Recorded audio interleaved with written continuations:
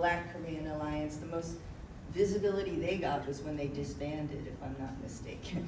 Then all of a sudden the news wanted to cover us, right? Anything that fell apart in our community.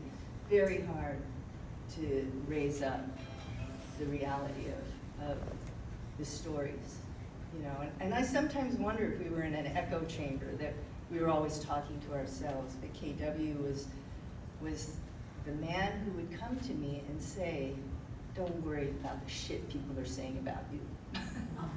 Okay, I didn't read the Korean press. I can't read Korean.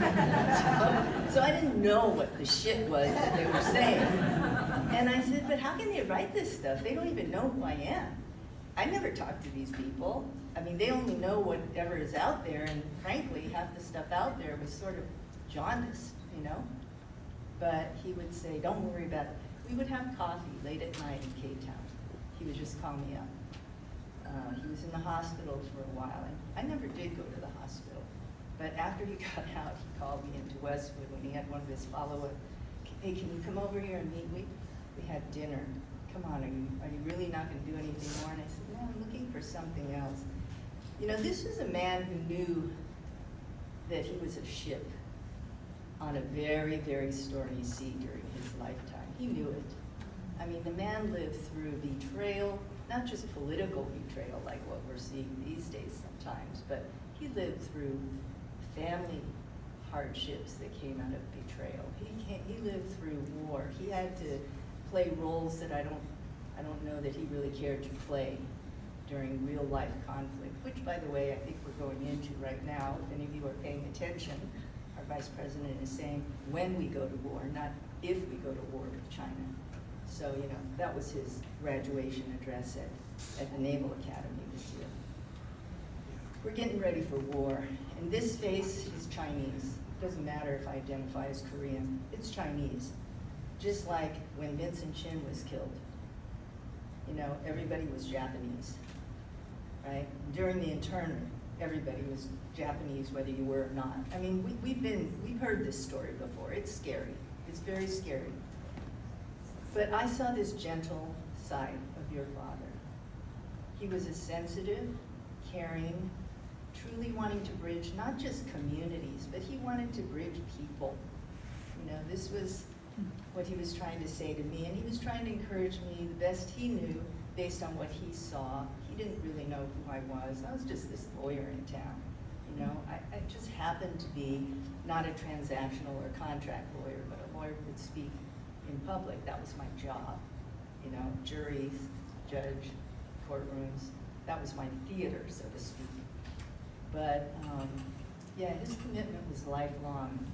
It was to community, to justice, to understanding that ultimately, you know, we have to realize our interconnectedness, no matter what your identity, politics, religion, any of that.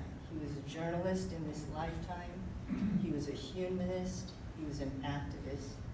And these days, I spend a lot of my time shutting up and sitting down. I'm in meditation a lot.